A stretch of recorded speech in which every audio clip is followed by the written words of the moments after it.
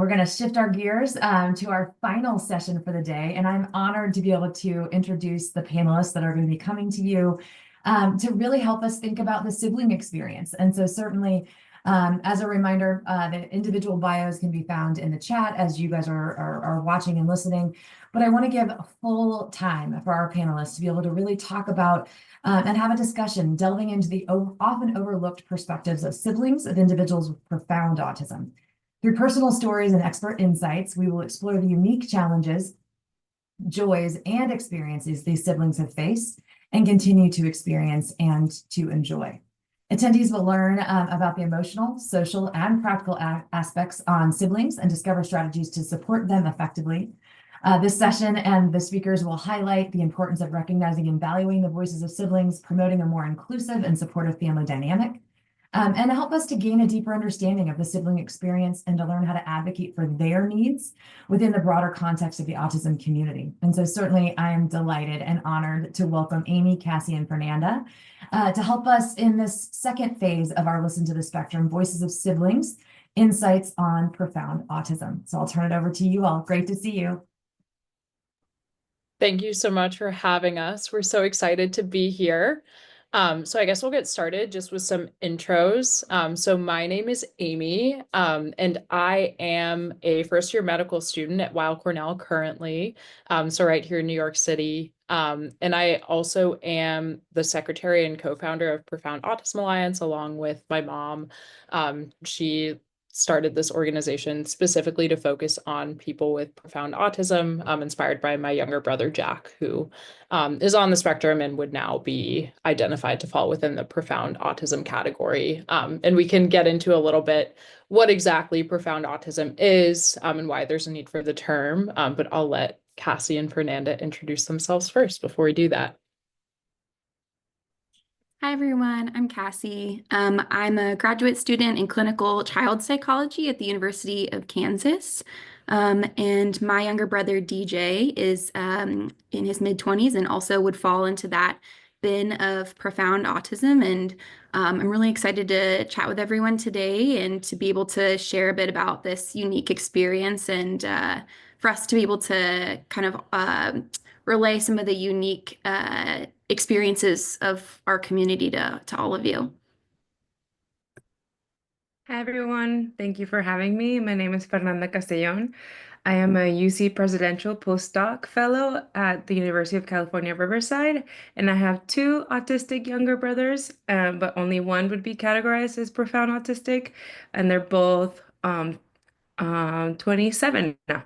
Yes, so very happy to be here, and hope you all enjoy the conversation we'll be having today. Yeah, I'm really excited for all of us to share our sibling perspectives because we do definitely have this common experience of having siblings with profound autism, but each kind of bring our own perspective to it. So thank you all for being here today and listening to us. Before we get into the questions, we'll just talk a little bit about the term profound autism, why we really need to specify that category, just so you know kind of the profile that our siblings fit into. So as many of you probably know, autism, the spectrum is very wide. It really encompasses a lot of different profiles, currently diagnosed under level 1, 2, and 3 based on support need. But it's been seen kind of over the past few years since that update to the DSM was made, there is this kind of subgroup of people who require 24/7 care throughout their lifetime and either have a low IQ or minimal to no language. So there were some concerns about really clearly identifying this group and making sure that they weren't being kind of lost in the conversation of advocacy and then just the care and services that they had access to. So the Lancet Commission did a report on it in 2021, 2022.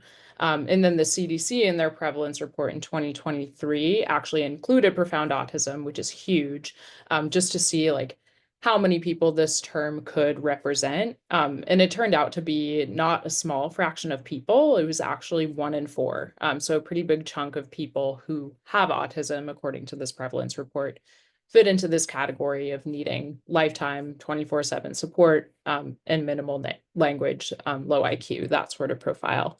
That being said, big proportion, but still a lot of underrepresentation in things like research. So in 2019, there was a study that said that only 6% of autism studies actually included people with profound autism. So they were left out of 94% of it. Even though, as I think we'll get into, like our experiences with our siblings, I know for my brother, like he requires pretty immense medical support and has throughout his whole life. And I predict probably will for a long time. So the fact that people like him aren't included in research like that is really concerning. These people really need our help. And that affects the like kind of care that they can get in the future and the quality of lives that they lead.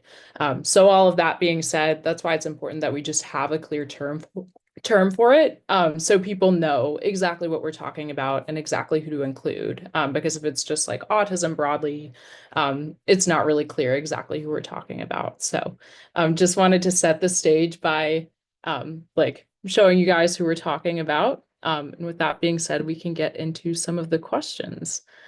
So the first question that I have for Cassie and Fernanda, and I'll probably add some of my own insights too at the end, is tell us about your siblings and your relationships with them.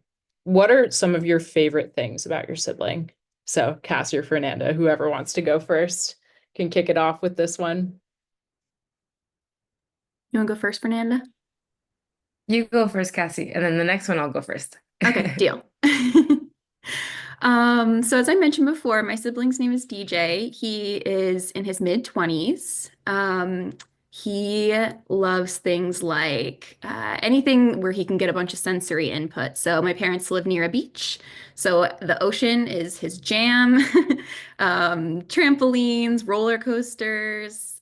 He's a guy who loves to ride in the car and take long trips. And at the end of the day, he's pretty darn happy with just a bowl of ice cream. When we were thinking through questions for this panel, I had to like really stop and think about this. I didn't realize that it kind of hit me that nobody's ever asked me this question before of like, what are your favorite things about him? And I don't know why.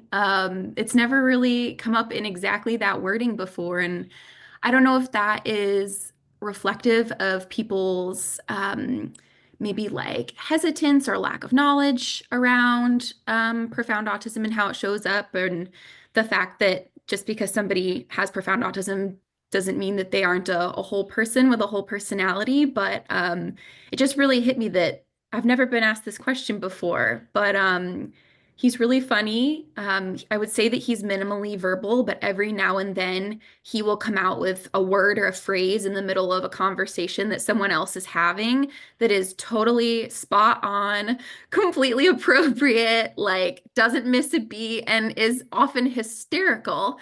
I would share some here, but a lot of them are probably not super appropriate because it's his adult humor, I think, is starting to emerge. He's clearly taking things in from TV being on and all of that, but he gets us all laughing, and it just reminds me that he's there with us all the time, and just because he is not expressing things all the time doesn't mean that he's not tracking absolutely everything that we're doing and saying. I think I really want to highlight his resilience.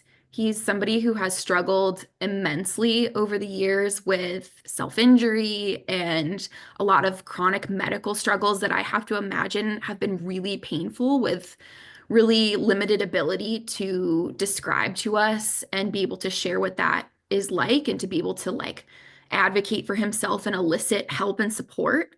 And the fact that sometimes he's trying so hard to communicate something that he needs or wants, and we're doing everything we can to try to offer different solutions, trying to get to the bottom of what it is he's really trying to say to us. And he is able to keep his calm and continue to persist in trying to get us to the right answer, I think is just so amazing. Half the time I would snap. And just the fact that he does enjoy the simple things in life reminds me to find gratitude in those things too. Like he's just really happy to go take a long walk outside, and it reminds me to be grateful for those opportunities to just like be out and enjoy nature and enjoy the simple, but I think often just sort of taken for granted pieces of life that are peaceful and beautiful. So yeah, just those are a couple of the things that I think I'd say are my favorite things about him. Yeah, that's awesome. Thanks for that, Cassie. Definitely relate to a lot of what you just said. Definitely the humor part, like I feel like at least in my experience, I feel like people look at my brother Jack too and they think like, oh, he's like kind of childlike in a way, but like the humor and something like definitely not childlike. So I think it's really good to like just keep it real and for people to know that. So thanks for sharing that. Fernanda, if you want to take it away and answer this question, I'm I excited to don't hear your response. I don't know how you follow up on that, Cassie. But I think with Ellie, his name is Elliot, but we call him Ellie. Some of his favorite things are definitely like the talk before, he's definitely a restricted eater or a selective eater, and he loves his pizza, he loves his French fries, but he'll tell you exactly where he wants them from every Sunday. He'll tell you Burger King or In-N-Out or McDonald's or Arby's. He'll tell you exactly from where he wants them. Um, and I mean, I think one of my favorite things about him is I think he brings us all together. I am one of five, and so we all kind of congregate around him, and he really likes everybody coming together. And so whenever he sees all of us getting ready for like a family party, or we're setting up tables for like a carne asada in the background in the backyard, he's like Sprite, like he knows that that means like there's a party and he's gonna get to drink Sprite. Or like chips, he loves chips, hot Cheetos, Takis, flaming hot Lays, all of that. The spicier the better. His stomach is not appreciated, but the spicier the better. So I think he definitely brings joy to us, and having to take care of him, and I think all of that keeps us on our toes, of course. But at the same time, I think he is the reason that we're all so close, um, for sure. And he knows exactly, like he really wants to know when things are going to happen. Of course, it's part of his anxiety, it's part of, the way that his autism manifests, and so he's always asking, like, Fernanda, like when I'm talking to my mom, be like, Fernanda, like that tells my mom like he wants to know when I'm gonna go home. And so my mom will be like, he wants to talk to you, like tell him when you're coming, like I think when Lindsay was talking earlier, right? Um our brothers communicate in very different ways. So it's like one word, I know exactly what you want, right? And with one sound, I know exactly what you're asking.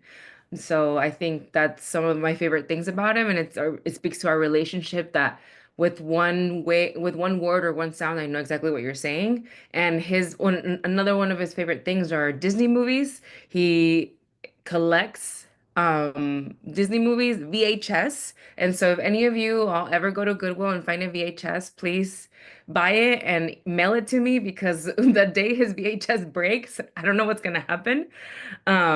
So he has all the movies and he memorizes the scripts, and so he will say it and then we'll catch on what he's saying and we'll finish it, and he'll look at us like, how did you know I was going to say that, so those are ways that we'll like bond with him, especially because he's bilingual, so he'll be saying in Spanish, and then we'll finish it and it's like we just had an interaction, or we're like we stepped into his world.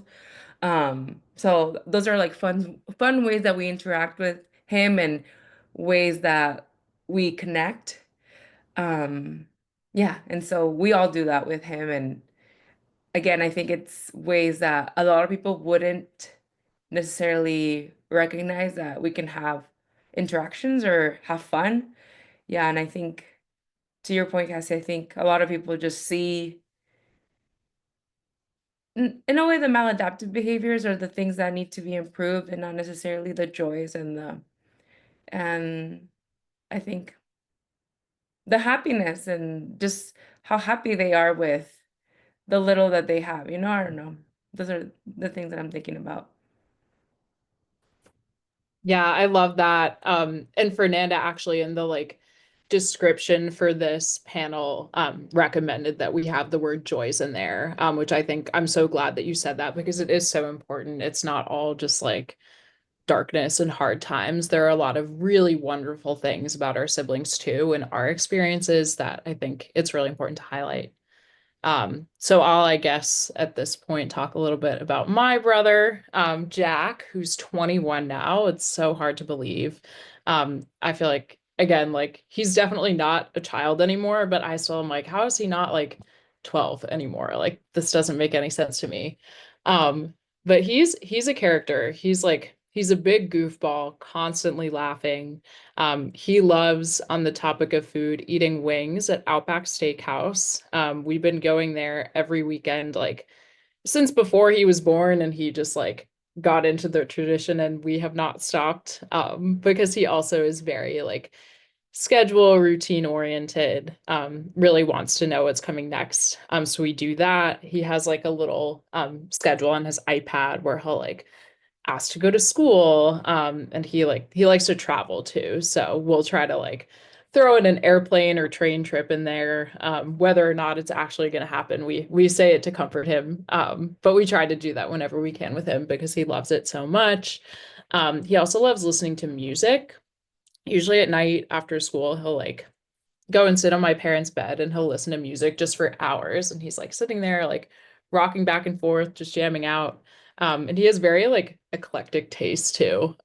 Like one minute he'll be listening to the Fiddler on the Roof soundtrack, and the next minute it'll be like Nicki Minaj. So I'm like, I don't know where he finds this stuff, but I appreciate his wide range of music that he listens to. And I wonder too because he's like very largely nonverbal, like can maybe say like up to 100 words on a good day, but more functionally probably closer to like 30 or so. And he can't read or write to our knowledge. But like somehow he like finds these songs and like sees them every time. So I'm like, I don't know if it's the pictures or like what exactly he's looking at. But that's always kind of fascinated me, just how he like finds ways to do those things. He also like kind of in a similar vein, is really good with directions. So like if you're driving him in the car and like you go the way that he doesn't want to go, he'll let you know. He'll be like this way, this way. And I'm amazed at like how his mind works and how he kind of compensates for the things that he's like not able to do. So I've always been really impressed with him about that. Um, and I guess probably my favorite thing about him, like some of my favorite experiences that I've had with him is his sister. It's like I was saying, he is largely nonverbal. But I think like there are times where I'll be like cooking at home or something like that, and like he'll come in the kitchen and just sit there and like he's not listening to his music, not anything. Like he's just there with me, like with this little like smile on his face. And it just like it always strikes me in those moments just how powerful it is that we're just together. And like there doesn't need to be this like lengthy, deep conversation or anything for us to feel close to each other. Like sometimes I'll think about too, I'm like, my brother's 21, like I've known him his whole life, and like we really haven't had a full conversation before, but I feel closer to him than I do to anybody in the world. Which I just feel so lucky to experience the relationship that I have with him. And I, like Cassie and Fernanda have both said too, really admire his resilience because his life isn't easy. And just seeing him like laugh and smile and connect in his own way is just such a privilege as his sister. So yeah, I will end with that because I know we have more questions to get to. So my next question for Cassie and Fernanda is, what have some of the challenges been growing up with your sibling? How have those challenges changed you as you've grown into adulthood, and what scares you about the future with your sibling? So Fernanda, I guess if you want to kick this one off, go for it. Yeah, I think challenges growing up with my sibling. I think my experience is a little bit different because I'm a first gen immigrant. And so one of the biggest challenges growing up in this country. We immigrated from Mexico because there was no special education services where we were born. We were born in Puerto Vallarta, Jalisco. And our parents moved us to San Diego specifically because looking for special education and autism specific services for my brothers. And so the challenges were, I think, understanding the system and my mom not speaking English, really not knowing the system or being able to advocate outside of the home, but then inside of the home, um, I think due to the need for attention for my brother, I think we can all relate, right? When our brothers were younger, the behaviors were a lot more extreme or like harder, right? And so I remember my brother when he was um like 8 through 12, it was self-injurious behaviors, right? Like he to this day still has a callus on his wrist from biting so hard that he still to this day makes himself bleed sometimes because when he has really bad days. But when he was little, like when he wouldn't get his way, he would hit himself against the wall, like to his head. And so we would always have ABA in home. Um, and just we always it was like a rotating door. There was always someone in our house coming in, and that was always therapy for him. And so I think those were the challenges of the attention inside of our home was always on him, and I didn't necessarily feel like that meant that there was an attention on me. I didn't feel that, but in talking to my sisters, they felt that. And so I think that we always talk about this in the Sibling Action Network is like there's no right way of being a sibling. And so it's valid, like you felt this way and it reflects and you want to be a sibling in this other way. And of course you can talk about it and engage in the care for your sibling in however you'd like. But that's definitely one of the challenges that I feel like I've been able to talk to my sisters about and something we've talked through and obviously been able to talk to our parents about and like reflect that that's definitely something we felt growing up. Um, I think also as in the previous talks they've talked about with food, I think restaurants were always hard. My mom always packed, my brother's he loves beans, so carbs, and in line with being Mexican, so pinto beans. My mom always had a little Tupperware of pinto beans, and he loves his tortilla chips. And so we always anywhere that we went, we didn't know if they were gonna have pizza or fries, and so my mom always had a little thing of pinto beans with chips just in case. But I mean, when he was done, he's done. And so he, like, if we weren't ready to leave or someone was still eating, but he's done, like, my mom had to sit in the car and wait for all of us to finish, or my mom couldn't go to church with us on Sunday because my brother, there was no, like, the person who was supposed to take care of him in, like, the children's ministry wasn't gonna go, and so no one was gonna be able to take care of him. Like, it felt very segmented in a way. Like, there was always, like, what can Ellie do and what can we do? Right? I think there's like that's like the best way I can describe it. And I think it's so funny a lot of us in the Sibling Action Network have turned into professionals in the field, and so you can kind of see how it's changed us we've gone into adults.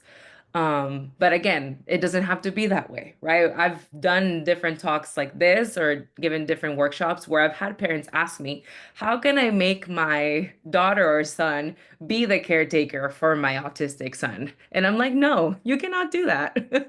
Like you can't force your son or daughter to be the caretaker. That's a very personal decision. A lot of people assume that I'm the oldest because I've gone into this profession and I am a conservator for my brother. Um, and because I've taken that role and I'm not. I'm the youngest female. I'm the third out of the five. But it's just the way that I grew up and how I felt and found interest and connected with my brother, maybe because I'm the closest in age to them, right? We can psychoanalyze this in whatever way you want, right? Um, and so um yeah, I think those challenges have transformed, and I think the way that the system has been able to support us. I'm in California, and so we have the regional center system, and so they've been able to support us with respite, with connecting us with different services that have been able to support my brother throughout his adult, now that he's an adult. And but at the same time, right, there has been a lot of gaps in the care.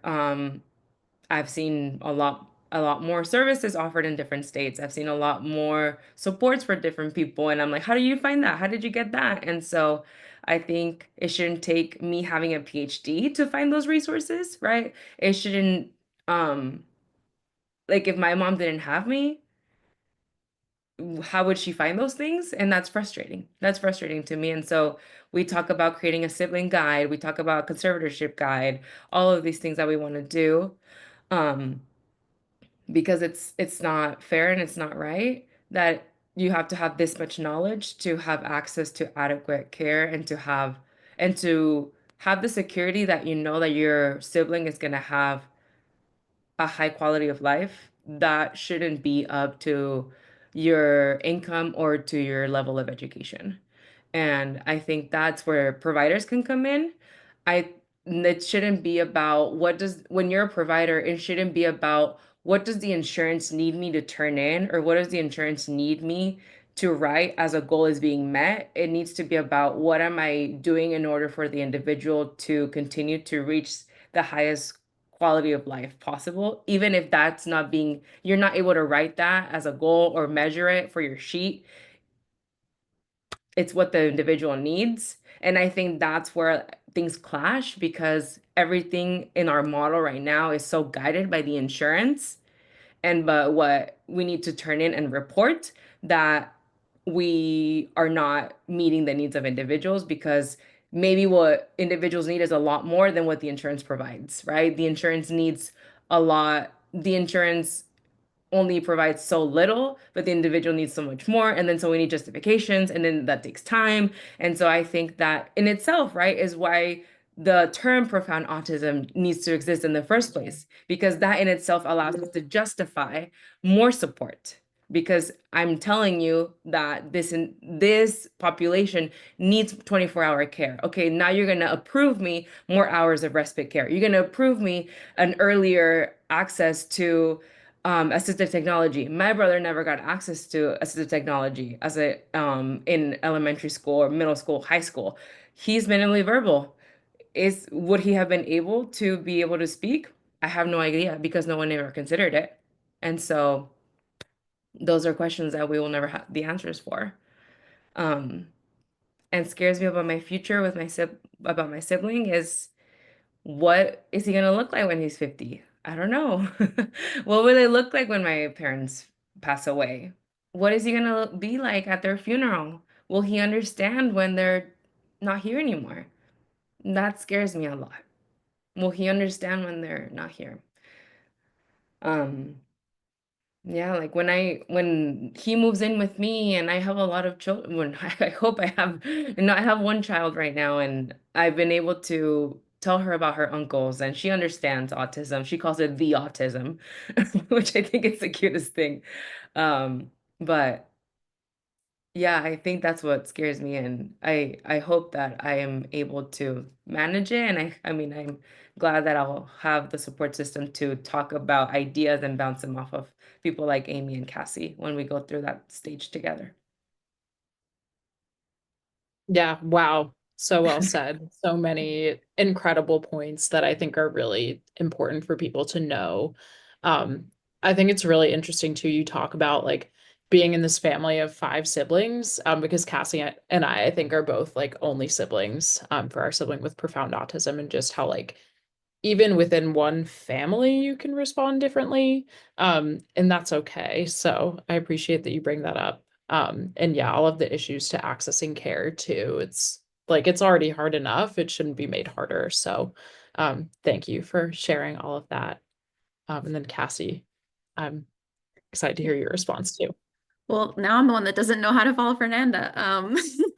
I think you covered so many important areas, and I hope it emphasizes to people like at least for the three of us, just like how deeply we think about these things. And this is something that we carry around with us every single day, more than than I think the typical sibling would spend thinking about their other siblings' needs, future. It's not something we can take off at the end of the day. Even as professionals, we're all in some stage of training to be in this world in a professional sense, but then we come home and we don't take that off the way that other professionals might either. So we're really like reflecting on this all the time. And I think up until really recently, with the organization being developed with Amy's family, like I can say for myself, like I was feeling really isolated. A lot of the sibling materials out there are really general sibling with a disability resources, and there was never really any book, documentary, support group, anything like that that really touched on the sometimes intense pieces of this experience. I don't expect my experience to be the same as somebody who has a sibling with Down syndrome or has a sibling with autism that is in like the level 1 support need category. It's categorically different. And so I think, some of the things that Fernanda was touching on, I felt very deeply because like we also moved for services across the country, and I was a young child and didn't understand.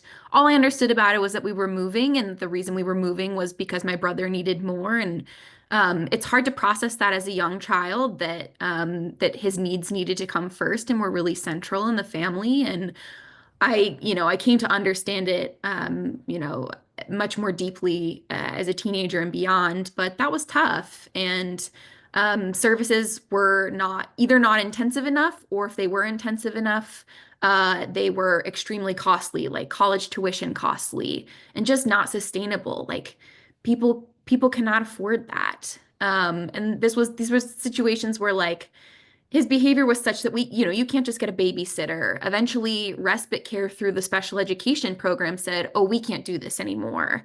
Like we cannot provide services anymore because behaviors are unmanageable. We were trying every medication under the sun. He was getting care from all angles, and yet still, intense behaviors have been a really big part of our experience as a family, unfortunately. It became unsafe for him to ride in a car for some period of time. So there's no traveling, there's no family vacations, not really going out to dinner, or even taking him to the grocery store was tough. So it really was incredibly limiting. And at the same time, I know very painful for him as well. He's got places where his hair won't grow anymore because he has picked his skin to bleeding day in and day out. He was self-injurious for a really long time, and then physical aggression was another part of the picture for us that was really challenging, and I think is not something that is openly talked about very much. It feels very stigmatized, but it was a really a piece of my sibling relationship with him that made things complicated.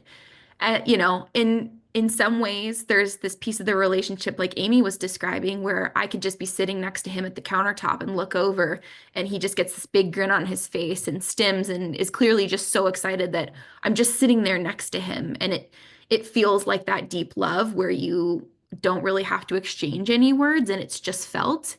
And at the same time, I think the intense behaviors did really like make the landscape of our relationship very complicated over the years. And while I've always had, I think, a very strong, perhaps intense commitment to him, it hasn't always been easy to have things be that way. And there's a lot that I couldn't talk about with peers or friends or anyone. So it was a really isolating experience. And I'm so grateful for this community of siblings that has come together now so that we can talk about these things, destigmatize, and have that support for the future. Because, like Fernanda said, like I'm scared for that too. I think my top fear is that he'll outlive me, and that I won't be there for all of his days to make sure that he's okay.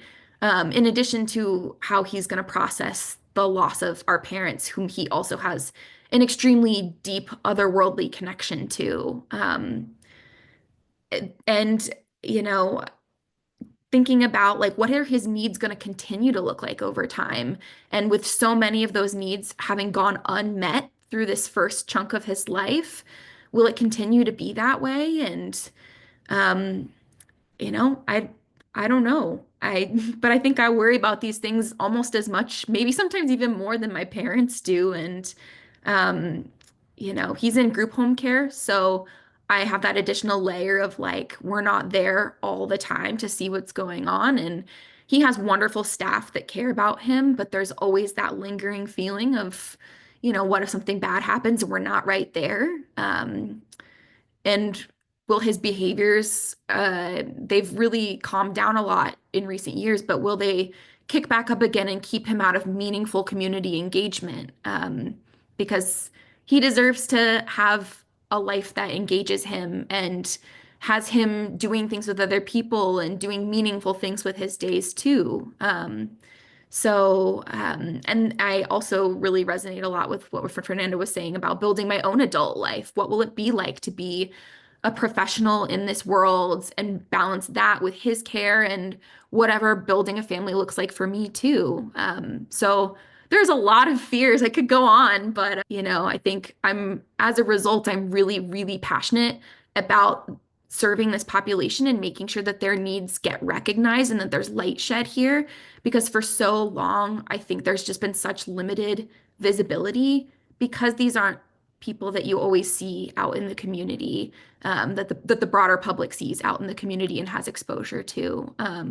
And I've lived my whole life in the autism trenches with my parents. There is no before and after. I don't know any different. It's just this has always been my experience. So I think it's undoubtedly shaped who I am and what's most important to me and what I value, and then also what scares me. But yeah, I'm gonna pass it to you, Amy. Yeah, you also covered so many important points about the sibling relationship specifically with autism, I think. I totally relate to what you said about like not really feeling like you had peers to really talk to about these kinds of things. I think that can be really tough when you feel like your friends like don't really understand. So I'm really grateful to have the two of you and then the rest of our sibling action network too, just to like bounce ideas off of each other and just have like an open space to talk to each other. I think that's huge and often like goes overlooked. I'll be quick because I know we have other questions to get to, but some of the challenges that I have found growing up with my brother Jack, I feel like the hardest times have just been to watch him go through some of those behavioral challenges that Fernanda and Cassie already described. He kind of similarly was very aggressive around ages like 8, 9, starting there and like kind of continued on for a while.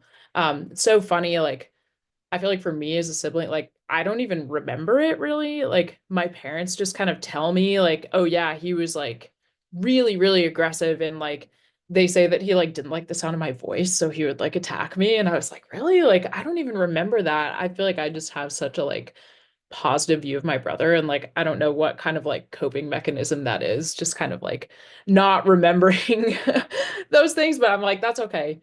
But yeah, he was really aggressive around that time. And then as he's gotten older, he's been a little less aggressive, I would say. Like there have definitely been times where I've seen him like get really upset about something. And he's a big guy now. Like he's like 6 feet tall. So very different from when he was like 8 and you could kind of like scoop him up in a way. But as he's gotten older, his issues have evolved more to self-injury. So I feel like watching that and like just not knowing why it was going on or how he was feeling has been really, really tough. Like I remember when he was like around 14 or so, it was like the Christmas holiday and he was going through a medication change and like every day I would like go get him out of his room to wake him up and he would have like all of these scratches just all over his body, like really deep like scrapes. And that just was like how it kind of was during the holiday. There wasn't anyone like in his doctor's office who could help him, so he kind of had to wait it out. And that was just tough to watch him suffering without like any clear solution. And then similarly, the past couple years, at my college graduation dinner a couple years ago, we were all sitting out at this dinner table. It was like a lot of my extended family, and he bit down on his tongue really hard, and like kind of like tensed his whole body. Like it wasn't just like a little bite. Like he was like biting it really, really hard. Blood poured onto the plate in front of him, and we were like, we've never seen this behavior before. What's going on? And that like only got worse over time. He went for like about a month after that, not doing it again. So we were like, maybe it's like kind of a one-off kind of situation. We don't really know. But then a month later, he started doing it again and got up to the point where he was doing it like 60 times a day, really like incurring damage to his tongue because of this behavior. And then he had some medication adjustments, stopped for a little while. But then about this time last year, actually, it started getting really bad again, to the point where he was biting it and he was like biting his tongue off. Like it was like hanging on by like a tiny little thread. And like my mom brought him to the ER because the school called her and was like, you need to come pick him up and take him to the hospital. He's bleeding too much. So she brought him to the ER and they were like, oh yeah, like here's some mouthwash, go home. Kind of just like wrote him off when his tongue was like literally falling out of his mouth. And then fortunately after that, he did get like an emergency surgery to get that part of his tongue removed. And he started ECT last August, right around the time that I started med school. And like it's been amazing going home and seeing the effect that it's had on him. Like he doesn't bite anymore. He seems like he's in a much better mood. So I'm so happy that that has worked out. But in the times where it was bad, it was bad. And again, like I think having a sibling who can't tell you how they feel, and like even in times where they appear to be baseline, like, well, I'm like, how do you feel taking like 20 medications a day? Like, are you having any side effects you can't tell me about? Like, how does it feel just to live your life every day? So I like, it makes me sad that he's not able to express those things. And I want so badly to know just like what he wants in his life and how he feels. And I feel like for me, that like plays into the fears for the future. I think Cassie and Fernanda both described it really well. I have very similar like concerns about like what happens when our parents are gone. How do I make sure that he's cared for when I'm living my own life? And like he is also very close with my parents. And like even like my mom will travel for work and he's like, mom, after like one day on his iPad, like wanting her to come home, and he'll like sit in the window in our kitchen and watch for her to come back. So I'm like, when my parents are gone, what is he gonna do? How do I like help him to understand, and just help care for him and like make sure that he knows that he's not alone. He'll always have me as his sister. So I think that is really scary. And like, again, I just want to know like, what does a happy, fulfilling life look like for him? That's what I want for him more than anything in the world. I'm like, if that means like eating a dozen Krispy Kreme donuts every day, like that's great. Like that's what I want for you. Because I think his life is really challenging at times. And I just think that he deserves to be happy. So and my biggest fear is that he's not in his future. So yeah, I hope as his sibling to be able to do it. I can mitigate that. All right, we can go on to the next question. And I feel like we already kind of covered some of this, but we'll go back to it. So what can providers, including physicians, psychologists, social workers, etc., do to better support you and your sibling? So Cassie, if you want to start with this one, go Yeah, ahead. I think mine boils down to a couple of pretty succinct points anyway. I think, your description of going to the emergency room in crisis, is one that is resonates deeply with me too, from the number of times that we've been in a similar position, and arriving and having specialists, people who are supposed to be there to help, unfortunately feel like they don't know how to handle the situation and kind of look at us like, well, what do you want us to do? So I think there really needs to be an emphasis on increasing medical expertise for this population. I think a lot of that needs to happen in the psychiatric space. both in terms of medicine, but also in translational psychiatry. So we've seen how ECT can really be life-changing, life-saving for some individuals with severe self-injury and aggression. I think there's more gains to be made in that space. And we just need to have that medical research done and funded. I know that's easier said than done because we need to have research before that that kind of gives us information about basic mechanisms that can get us to the point of being able to get to clinical trials on those things. But I think that that is a key place where we need more, um, especially because a lot of the medications that we currently have, maybe they're helping us get by in a pinch, but a lot of them, as you kind of indicated, Amy, have like rough side effects. And we've seen those firsthand in a number of ways. And I think that medicine and science are are iterative, right? Like we learn and we better and improve. And I think that that's a space where we can only get better. And then another one I just want to put a plug in for is we need adult ABA support. These individuals do not stop having these intense behavioral support needs when they turn 18 or 21. It's not this magical day where suddenly those needs go away.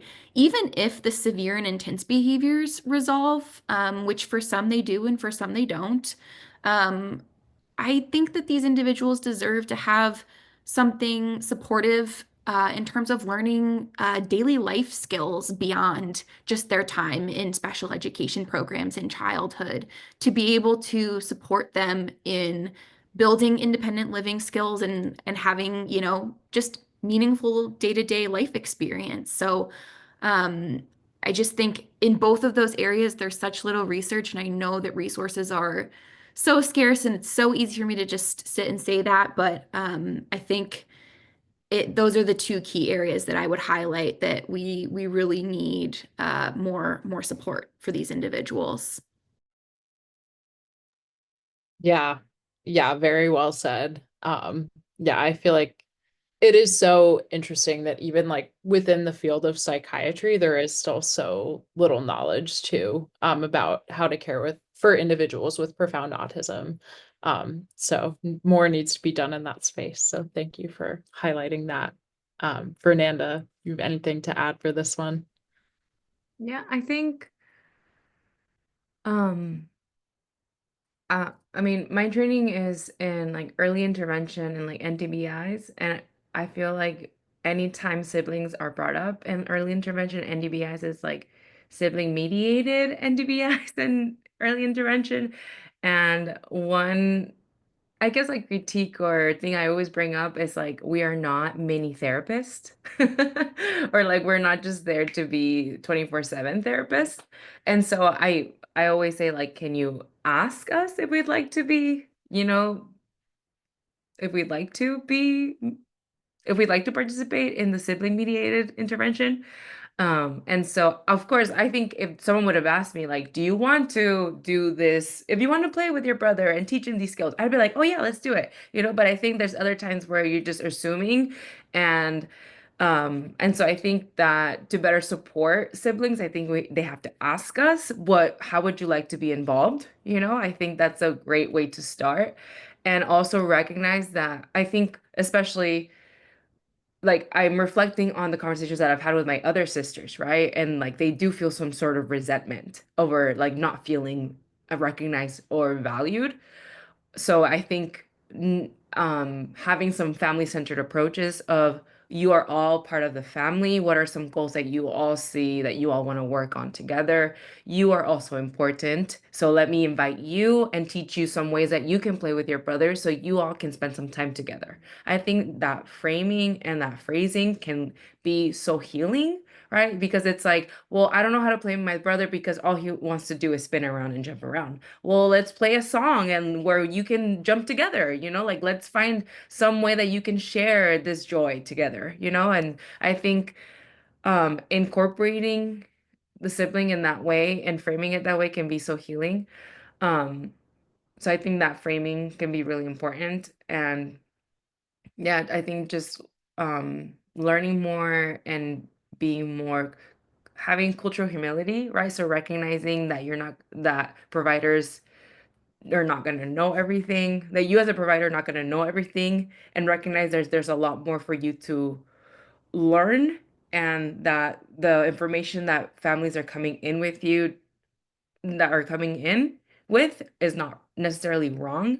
I think that is going to speak volumes for families that you're seeing.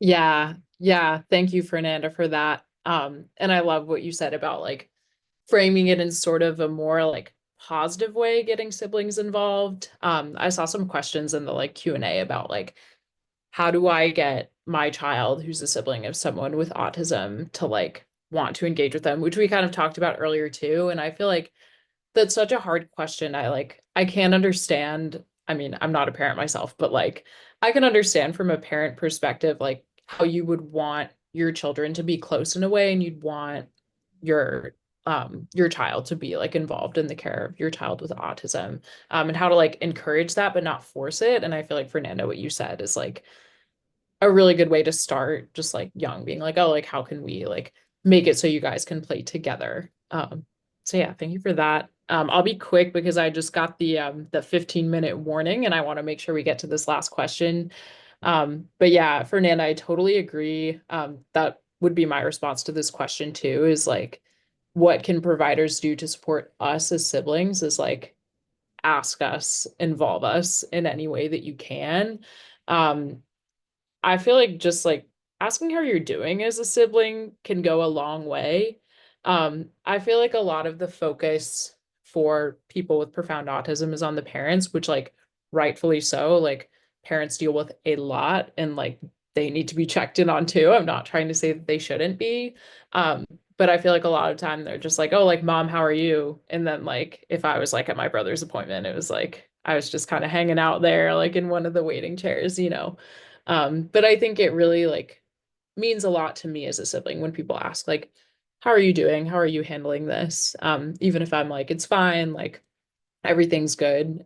It just means a lot to be recognized, because I think our needs and like the resources that are out there for us are pretty scarce. So I think that goes a long way. As far as caring for our siblings, I actually in med school had to give a presentation about medical care for people with disabilities yesterday, so definitely a fresh topic on my mind.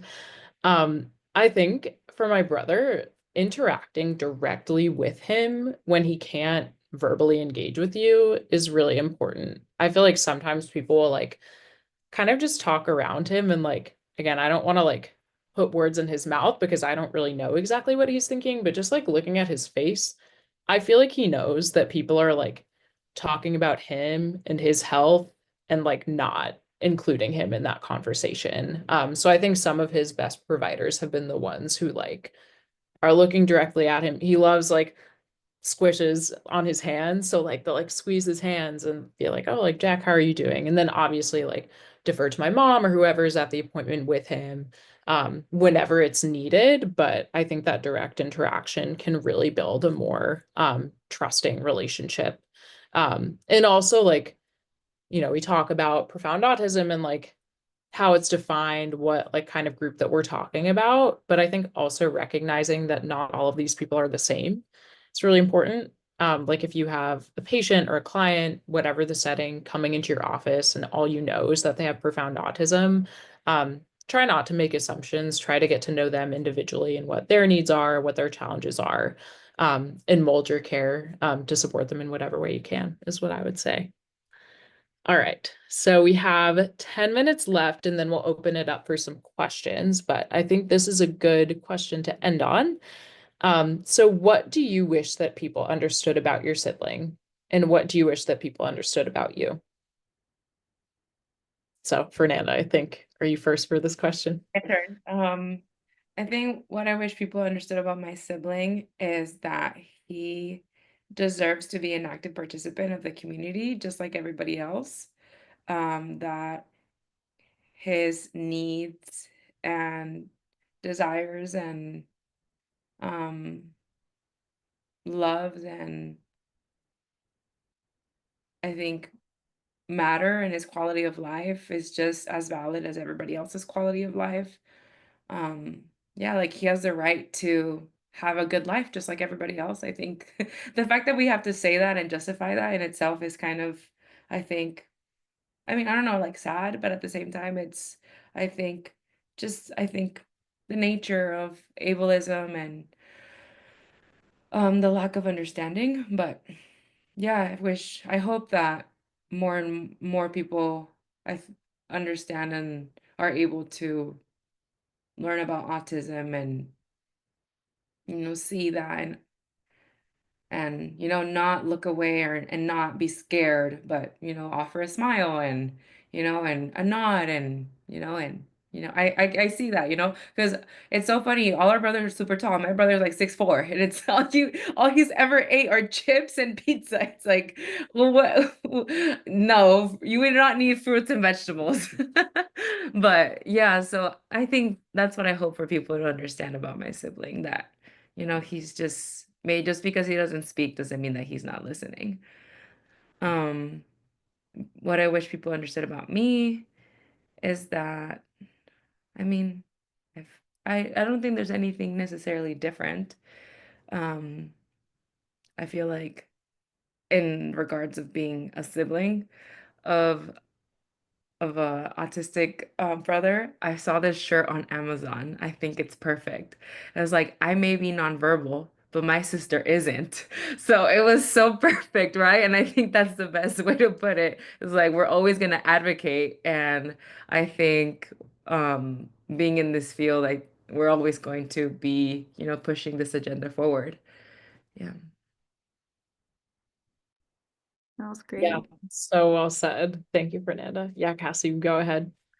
Oh, I want to emphasize, I think the point that Fernanda was making too about just like they deserve to take up space in the community. And if you see someone out in the community who maybe vocally sounds a bit different, or there's something about the situation that maybe seems a little I don't know, uncertain, or you can tell that the person is autistic, like just for people to try to give some grace and have some patience, and sometimes giving physical space too. Just over the years, there's been so many times where we've tried to just, go into Target or the grocery store, and unfortunately, people have not been as accepting as I wish they could be. And I think that that's even changed within the last handful of years. I think there's way more awareness and compassion as a result. Even like I think every year it gets better.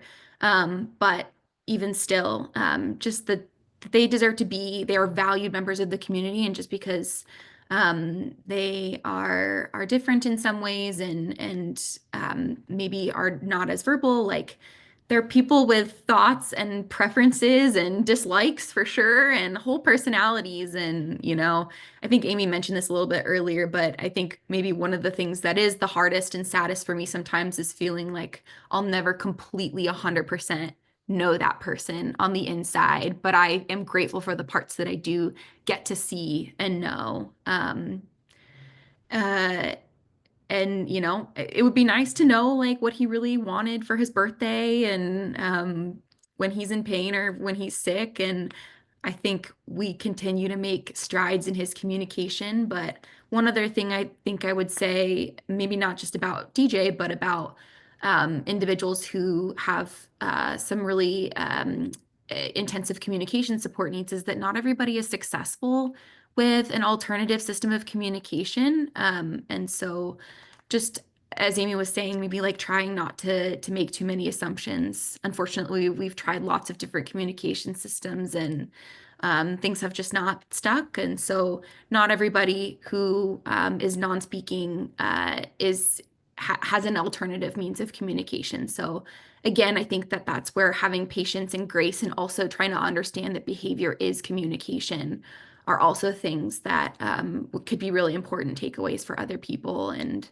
I'll just say this last bit. I think I'm pretty outspoken about advocating for profound autism, but I think I would want people to know like how passionate I am about supporting the entire spectrum. And for everybody to get the support that they need. Just because I am really strongly advocating for this one subset of individuals doesn't mean that that has to take away from another subset of individuals who share the diagnosis but have different lived experiences, strengths, and challenges. So I would just say that too, my dream one day is for everybody to have what they need. And I know that that's a really idealistic thing for me to say, but that's just what I would say for myself there.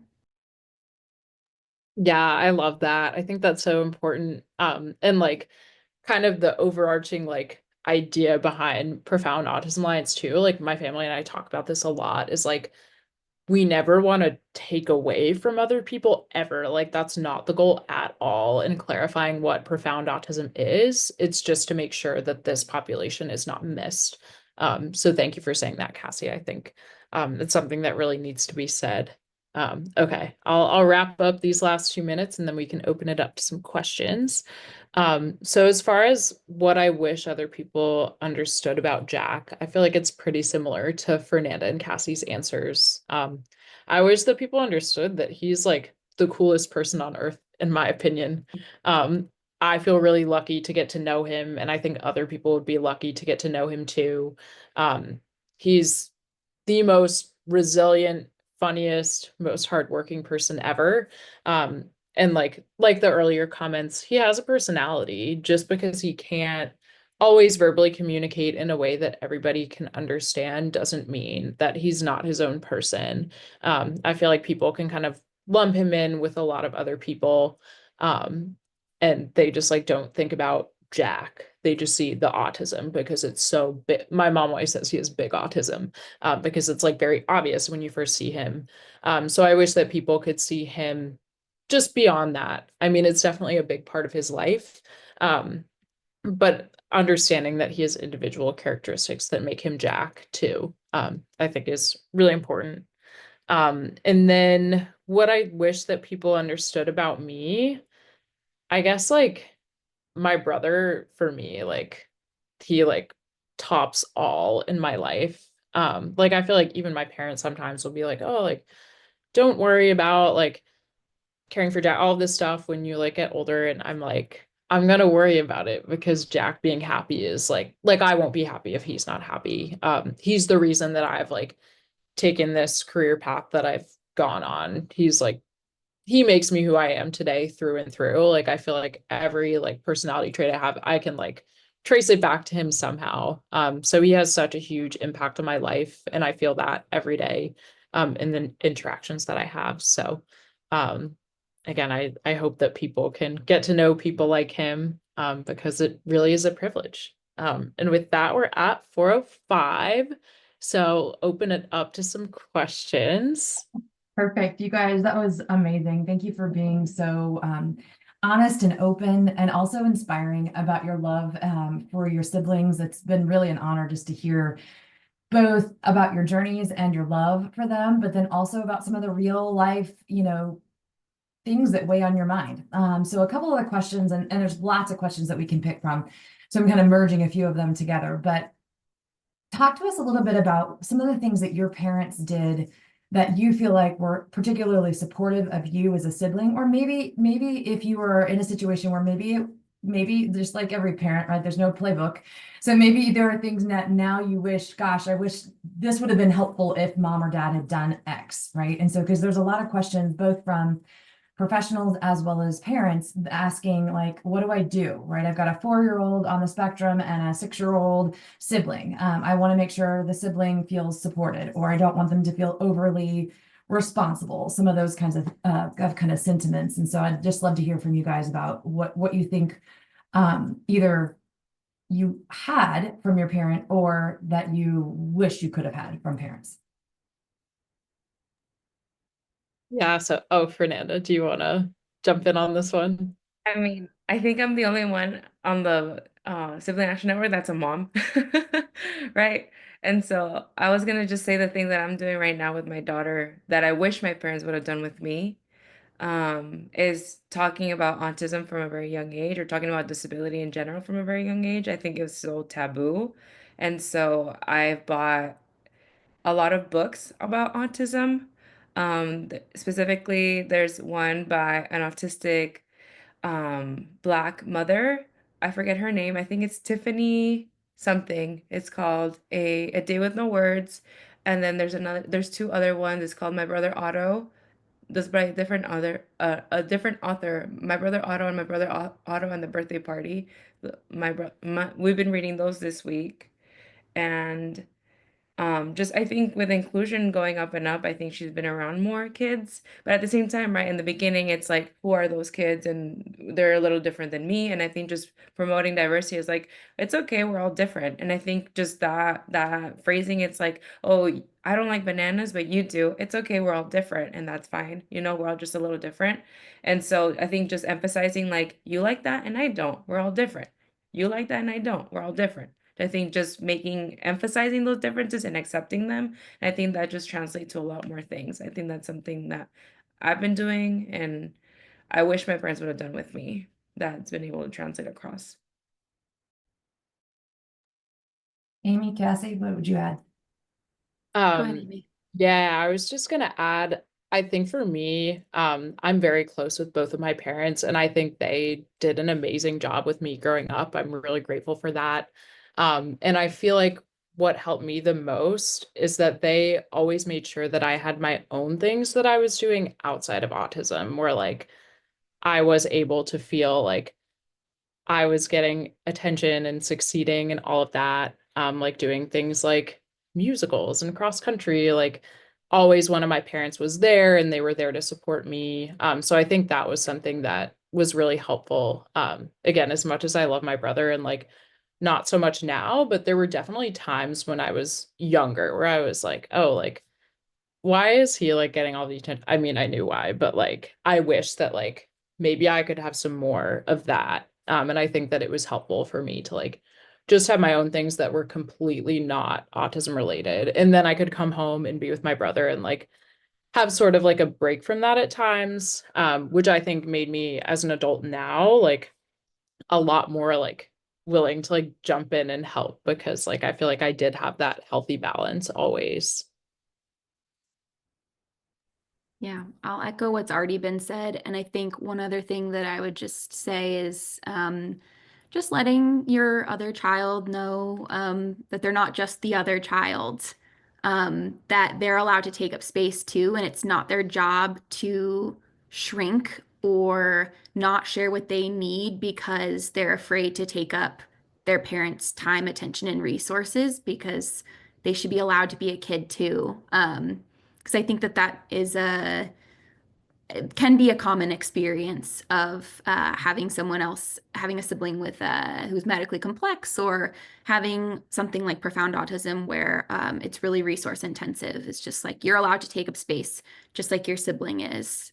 And also sometimes it's just going to the balance is not always going to be 50-50 and really having those honest conversations.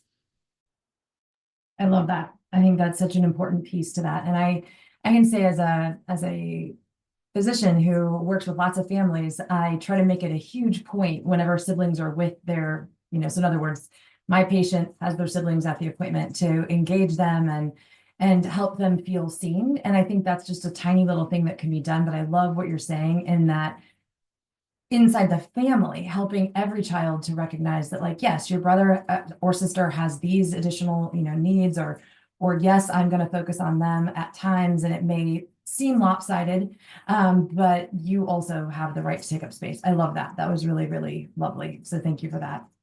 I know you guys, all three of you touched on this to a degree, but there were quite a few questions about this. So I'm going to kind of circle back to it. And it's this notion of being the responsible caregiver for your sibling when your parents are unable to do so, whether that's due to age or their own disability or eventually passing away. So I particularly like how this person asked this question. It's a little hard hitting, but essentially, at what age did you realize that might be something that you would be responsible for?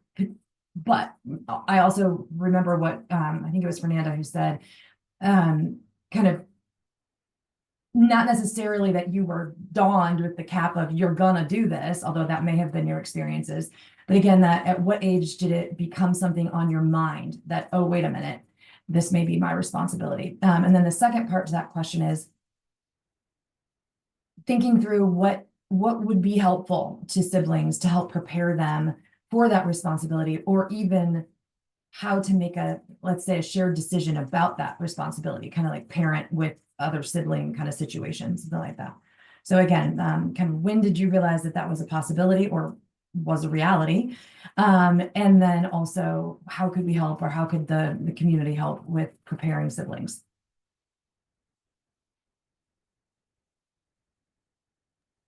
I've known since, gosh, maybe as long as I can remember, which might sound kind of scary. I don't remember a time where I didn't think about it. And of course, the gravity of that is going to change as you develop and learn more about the world and learn more about the implications of that thought and like what would that really look like. But I mean, I think since I was probably at least 6 or 7 years old, maybe even younger, and I'm just not remembering. So a long time. And um, I think, it's something that my conversations with my parents, ha we've been having conversations for many years about it. And I think it's something where their attitudes have kind of changed over time, as well as as the picture has shifted. And in the beginning it was a very strong, like, no, we're going to figure something else out, like this isn't your responsibility. And then I think I've always kind of had a knowing of like, well, I'm going to be involved to some degree, that that's just the reality. And not everybody chooses that, but I have definitely been a sibling that has really leaned into it. And so it's just never been a question for me. But it has been an ongoing dialogue, usually led by me. Like usually I, as the person worrying about it, was bringing it to the table. My parents were never initiating those conversations. They were always letting me come to them. I think, like I said, it's just been an ongoing dialogue and it's shifted over time. And I think my parents have kind of come around to it more like, okay, like you're right, this kind of is the reality. And, figuring out like what are the logistics of making this work financially, legally, what do we need to feel prepared? Also, in case of, an emergency, a tragic accident, it could happen anytime. So, yeah, I think that's what I'd say there. Yeah, for me, I think same thing as Cassie. I think I can't remember a time where I didn't think that I would be the primary. Like I was just always so close, and I was just always like my mom. Like I never felt like I never felt like I was parentified, but I always felt like I was my mom's right hand. So like my mom needed me to make my brother's breakfast, I would do it. My mom needed me to throw in a load of wash, I would do it. And so I remember that I was like, oh, I'm gonna take care of my brother. I feel like since I was like 12, I knew that. And then when I was around 16, they started talking about conservatorship. And so I was like, okay, I'm gonna be a conservator. And so even now, before when I met like my now husband, it was like, well, this is what you're getting into. Like it's not just me, it's like my brother. So you're informed. And he's like, oh yeah, this is cool. I'm like, okay, you passed the test. And so yeah, I think it was never like you said, like it's never like you are the one. But it's not a I think it's from a very young age you kind of have this idea of this is what's going to happen. And I think that's something that's missing, right? I think something we talk about in the group, we brought this up a lot, like our group, we want to make this guide because I have no idea what I need, right? We talk about a trust, we talk about emergencies. What is it? Oh, like my parents don't have a will. I have no idea if my parents have an accident, I have no clue where anything's at, right? Cassie is like sending me all these information because her parents have done all that information. My parents are not college graduates. My mom has an eighth grade education. Like maybe this is a thing to do with education and financial literacy, right? And so this is something that we want to fill in the gaps for by creating this resource that's going to equalize the playing field. And so this is something that we can create, and hopefully that's a resource that's going to help more and more siblings. Amazing. Yeah. Amazing. Amy? Yeah, so very similar to Cassie and Fernanda. I feel like when I like kind of realized that I would be Jack's primary caretaker, once my parents are gone, was also at a very young age. I actually have a pretty vivid memory of a conversation that I had with my parents, very silly, like child conversation, but I was like 6 years old or so in the car with them, and I was like, oh, like, who's Jack gonna marry someday? And they were like, oh, like, he might not get married. We don't really know. And I was like, I'll marry him if he doesn't have anyone to marry. And I feel like that, like, kind of like symbolizes that, like, even at that age, I was thinking, like, okay, like, whatever he needs in his life, like, I'll be the one who's there to support him. And obviously, that understanding has evolved over time to be like, okay, like, I'll be like helping him with all of his like medical decisions and where he lives and things like that. And I also haven't said this, but I'm a guardian for my brother now. My mom and I are his guardians. So I don't really do a lot right now. I just like sign off on some forms every year. But I feel like what's helpful for me going into adulthood and like knowing that someday it will be me responsible for my brother, is I feel like my parents have been very open about talking about it for a long time.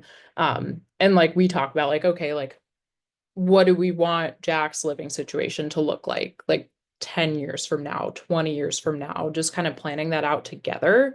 And I feel like we're all like kind of very on the same page about like what we want for him and what we think would be best. So I think that really helps. And that's not always the case. So I think there are like things that need to be worked out there. And like Fernanda was talking about having a resource where it's like easy to find this information because it's not like not something that you just like wake up knowing, there are a lot of moving parts and information to know to plan for like a lifetime of care for somebody.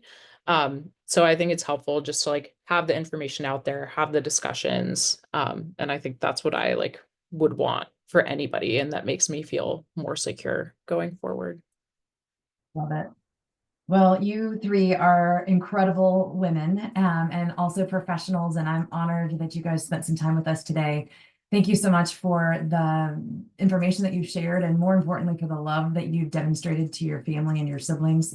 It's not an easy road, right? Like it is definitely not an easy road, and yet I know the joy that your siblings bring to you, and the world. And so I'm hopeful that your voices will help lots and lots of professionals and family members who've been listening to you to really also see that joy and see the opportunities to, like Fernanda's talking about, educate the next generation of siblings and what have you, to really know the value of having people with disabilities in their spaces and in their lives, and honoring those places. And so thank you guys so much for your time. It's been amazing today.